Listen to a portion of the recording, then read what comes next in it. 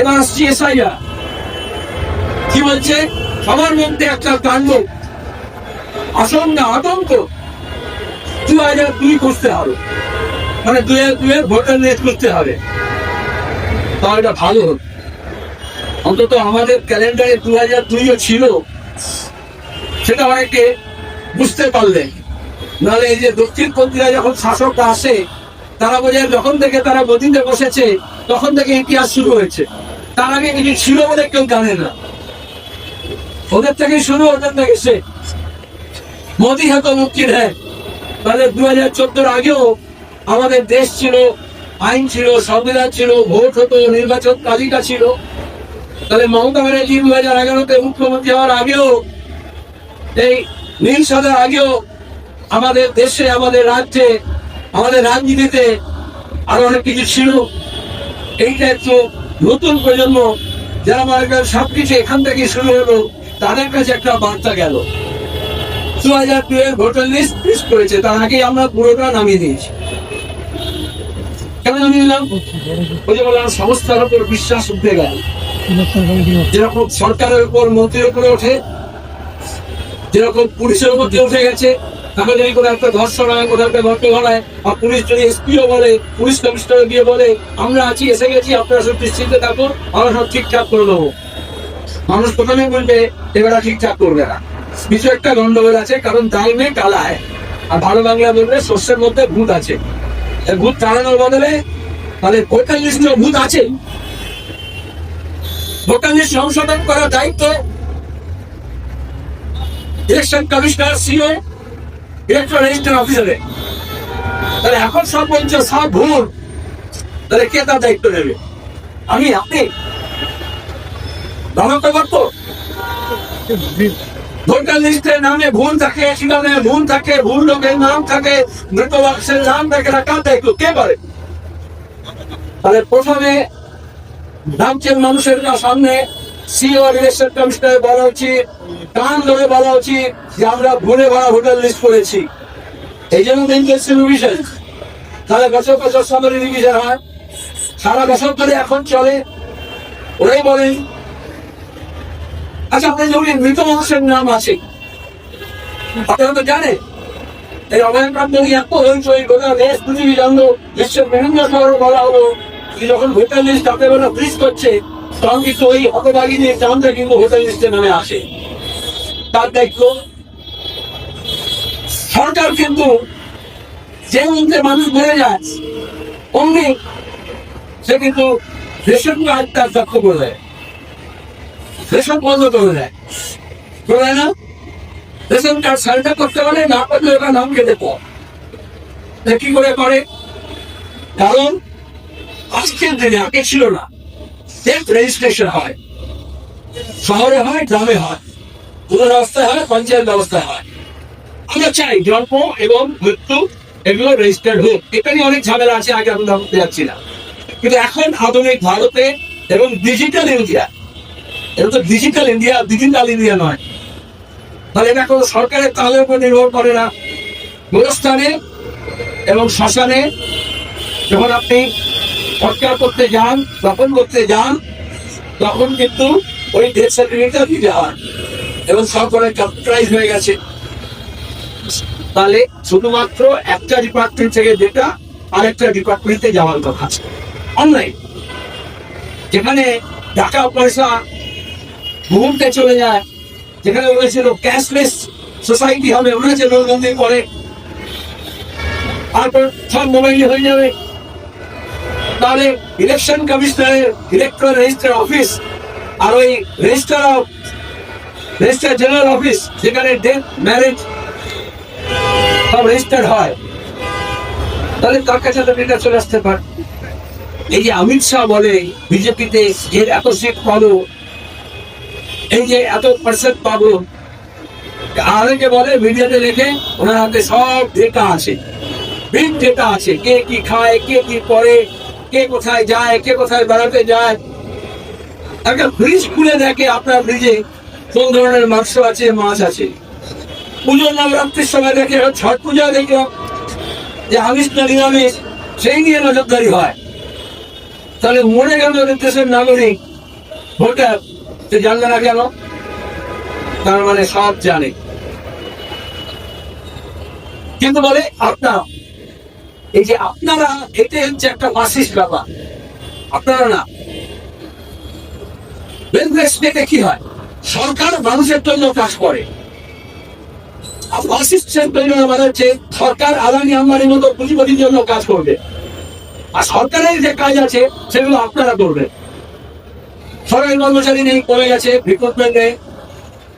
তারপরে বলে আচ্ছা এই যার কাজ হবে এবার স্কুলগুলো বন্ধ করে দিয়ে মাস্টাররা করুক, ব্যাংকের অফিসাররা করুক, এমপ্লয়িজরা করুক, LIC এমপ্লয়িজরা করুক, পাবলিক সেক্টর এমপ্লয়িজরা করুক, স্কিম ওয়ার্কাররা করুক, ICDS এর যার কথা বাচ্চাদের পুষ্টি দেখা সে করুক, মিড ডে মিল সে করুক, আশা কর্মীরা করুক, করে না সব কাজে লাগিয়ে যায় না? সেখানে যখন হয় না তখন বলে আপনারা করুন। এই যে ভোটার লিস্ট সংশোধনের নাম করে DNA, BLO, form fill up, documents, তার মানে কি? যেটা সরকারের করার কথা ছিল সরকার সেটা আপনাদের হাতে দিচ্ছে। একদিন হয়নি, মোদী যখন এসেছিল লোক দেখায়, এখন যেমন বলছে নাগরিকতার লোক বলছে না, বিজেপি সব ক্যাম্প করে দেবে আর নাগরিকতা ওখান থেকে হয়ে যাবে। এরকমই বলেছিল মোদী আসবে তো 20 লক্ষ টাকা দেবে আপনার অ্যাকাউন্টে, সেই জন্য আপনারা সবাইকে বলেছিল ব্যাংকে গিয়ে খাতা খুলুন। সবাই লাইন করে খাতা খুলেছিল। সরকার পারলে ডিজিটাল ইন্ডিয়া খাতা খুলতে পারে, সবার খাতা খুলতে পারে। সরকার বাড়ি বাড়ি গিয়ে খুলতে পারে, প্রাইভেট ব্যাংকগুলো পারে না। যারা নেটওয়ার্ক যাদের বেশি আছে, টাকা পয়সা বেশি আছে, তাকে কথা ইন্স্যুরেন্স এজেন্টরা ধরে না, যাতে একটা এজেন্সি করুক। তাহলে সরকার যদি চাইতো মানব কর্মী হতো তাহলে সবার কাছে গিয়ে খাতা খুলে দিত। কিন্তু ব্যাংকের কর্মচারী নেই, ব্যাংকের কাজই করতে পারছে না। প্রথম কাজ দিল মোদী আপনাদেরকে খাতা খুলুন, কিন্তু লোক দিল খাতা খুললেই 20 লাখ টাকা ঢুকে যাবে।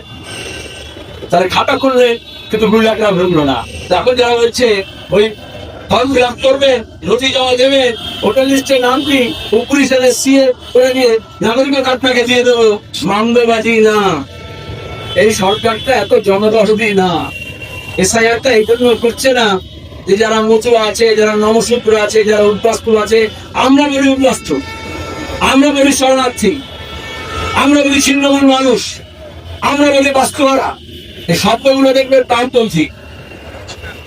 বিজেপি RSS কি বলবে? ঘুষপেটিয়া, উই পোকা বলবে না? আপনাদের সব কুড়ে কুড়ে খাচ্ছে। তারপরে তো আরো আছে বাংলাদেশি, রোহিঙ্গিয়া, জেহাদি, আমাদের মধ্যে থাকে। ওই কলকাতার মধ্যে ছিল না, ওটি আর বাংলা। কিন্তু 2002 মানে এই কলকাতায় রাজ্যের কে পূব থেকে এসছে, কে পশ্চিম থেকে এসছে, এই নিয়ে কোনো ভেদাভেদ ছিল না। যখন ভোটার লিস্ট ডাউনলোড করবেন আপনার স্মৃতিতে একটু 2002টা ডাউনলোড করবেন। যখন নীল সাদাও ছিল না, গেরুয়াও ছিল না, যখন মোদী ছিল না, মমতা ছিল না, তখন ভোটার লিস্ট করার সময় বাংলাদেশি, রোহিঙ্গিয়া, নাগরিকতা এসব ছিল না। কে লুঙ্গি পরে, কে চিড়ে খায়, কে মুড়ি খায়, কে গরুর মাংস খায়, এগুলো ছিল না। অনুযায়ী ভোটাধিকার দেওয়ার জন্য এইসব দেখার বিষয় নয়। আর তখন আজকে বুঝতে হবে, যারা মনে করেছিলেন বিজেপিকে খাল পেরে কুমির আনার মতো করে নিয়ে এসে বাংলায় বামপন্থীদের বিরুদ্ধে লড়বেন, দক্ষিণপন্থীদের জায়গা করে দেবেন, তারপর এগুনবাদী রপ্তানি করবেন, প্রত্যেকটা বিষয় কাজ, কারবার, শিক্ষা, স্বাস্থ্য, সব পোশাক, আশাক, খাদ্য সবেতেই হিন্দু মুসলমান দেখবেন। তার আজকে দাঁড়িয়ে বলে দায়িত্ব নিতে হবে না? ভোটার লিস্ট কি হলো? তখন কি আতঙ্ক ছিল? অনেকে বলছেন আমরা জানতাম না 2002 কি হলো। কারণ ইলেকশন কমিশনার, সরকার, DM, SDO, BDO তারা নিজের কাজ করেছে। আর এখন বলছে কেন্দ্রের মন্ত্রী সুকান্ত, মানে নামটাই সুকান্ত 17 বছর আপনার দিলেও তবে সুকান্তের প্রতি একটা অপমান হয়ে যায়। কেন্দ্রীয় মন্ত্রী সুকান্ত, আমরা বাঙালির সুকান্ত হতে যাই। তিনি বলেছেন এদেশের বুকে আশার অসুখ দেবে। আমরা বামপন্থীরা লড়াই করেছি 18 বছরের ভোটাধিকার দেওয়ার জন্য, যৌবনকে স্বীকৃতি দেওয়ার জন্য। এদেশের সংবিধান আসার পরেও, সরকার আসার পরেও 18 বছরের ভোটাধিকার ছিল না।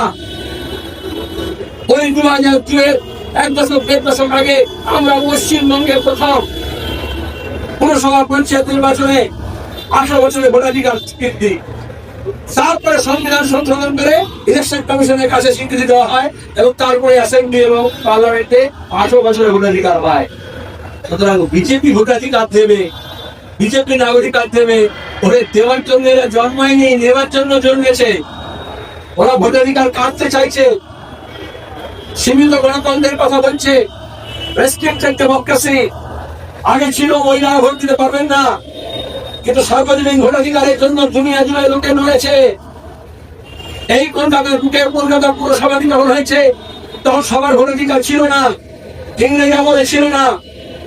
এখন যে বলছে জমির দলিল লাগানো, তখন ভোটার লিস্টে নাম তোলার আগে দেখা হতো যে ট্যাক্স দিচ্ছে, খাজনা দিচ্ছে, জমির মালিকানা আছে, সে নাগরিক, তার ভোটাধিকার থাকবে।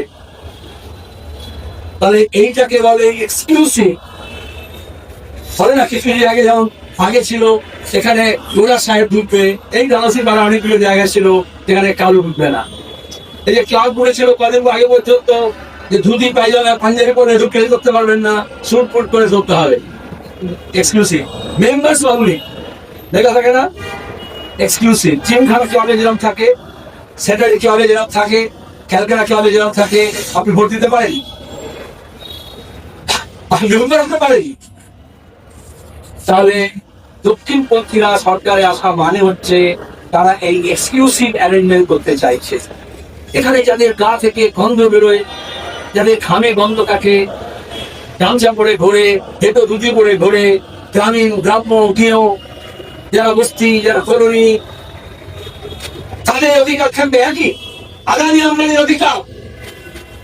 তাহলে অর্থনীতিতে যেরকম অধিকার নেই আপনার, আপনি চাইলে গ্র্যান্ড হোটেলে গিয়ে বা এলাকায় গিয়ে চলে একটু বৃষ্টি হয়েছে, ভিজে গেছে, একটু ওখানে চা খেয়ে আসি, কারণ ইকোনমিক মানদণ্ড এমন করে দিয়েছে, কিছু এক্সক্লুসিভ অ্যারেঞ্জমেন্ট হচ্ছে। আর একথায় আম্বেদকর বলেছিলেন, একথায় বামপন্থীরা বলেছিল যে আমাদের সংবিধান, আমাদের আইন এই ভোটের অধিকারের সমতা দিয়েছে, সবার একটা ভোট, কিন্তু সামাজিক, অর্থনৈতিক, রাজনৈতিক সাম্য হয়নি।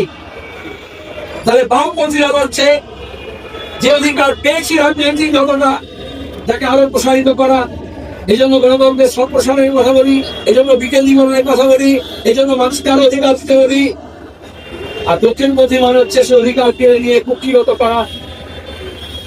তাহলে এটা হচ্ছে অর্জিত অধিকার, সার্বজনীন ভোটাধিকার, এটাতে হস্তক্ষেপ করছে। এই জন্য আমরা বলেছি ভোটার থেকে ভোটাধিকার কেড়ে নেওয়া যাবে না। মার্কসবাদী ভাষায় বললে প্রথমে ওরা গুন্ডা, বদমাইশ, মস্তানদের ভোট লুট করে, ভোটে ঢুকতে দেয় না। তারপরে সিভিক পুলিশ দিয়ে পুলিশ, তারপরে IAS IPS দিয়ে ব্যবহার করে যাতে আপনি ভোটাধিকার প্রয়োগ না করতে পারেন।